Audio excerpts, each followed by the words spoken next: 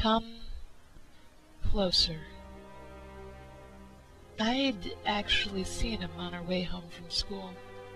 He looked dirty and disturbed, and stared at us as our bus went by.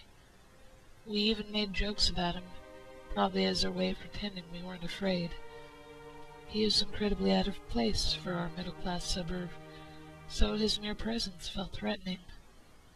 Thus our panic when the three of us got off at our stop and saw him at the corner, about to look in our direction. He was between us and our houses, and the bus had already pulled away, so we bolted for the bushes of a nearby yard. We weren't sure if he had seen us, but we peered through the leaves and saw him stalking our way, muttering randomly. Tim, my neighbor, insisted that he'd seen a large knife in the man's ragged clothing. Danny, a kid I hardly knew who had just moved into the neighborhood, insisted that he was imagining it, that Tim's glasses must have reflected the sun wrong or something. Still, we were terrified, and the sidewalk was going to bring him right by us. It was Tim that broke and ran first, keeping low.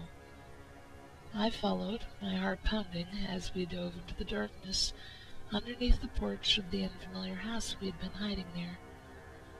As we squeezed our bodies against the dirt, the grimy wood pressed into our backs, barely giving us enough room to breathe. From our hiding place, we could see the disturbed man turn into the yard in front of us and begin searching around, hitting the bushes and muttering angrily. I realized Danny wasn't with us, but I hadn't seen where he'd gone. Tim had lost his glasses back in the bushes, and he just huddled in the shadows next to me in near blind terror. We stayed there in silence, waiting. Every so often, whenever I almost thought it was safe to come out, footsteps would creep across the wooden porch above us. Tim almost sneezed once, but I covered his mouth and nose in stark fear. We waited there so long that the tone of sunlight began to change.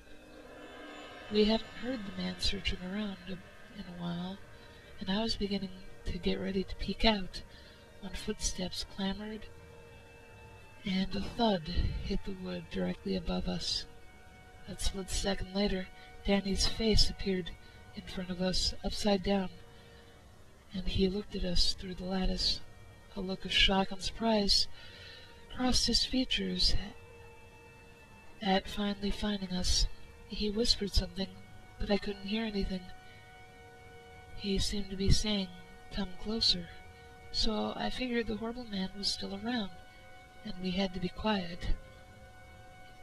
I inched forward. Danny's features grew fearful. He kept indicating something above us. Strangely, I couldn't hear him. His eyes seemed to dim then, and I inched forward a little bit more. I froze for a moment in horror, then backed up. Tim mouthed to me, "What did he say?" and I just shook my head in complete shock. Danny hadn't conveyed "come closer." He had mimed, "He's up there." The drifter was unknowingly sitting right above us, waiting, because he knew we had to be somewhere in that yard. There was nothing to do but wait in silence and try not to scream. I was glad Tim had lost his glasses. I lay there as the darkness descended, waiting in unwavering terror, and trying not to feel the glassy stare of Danny's severed head as it rested in the grass a foot away.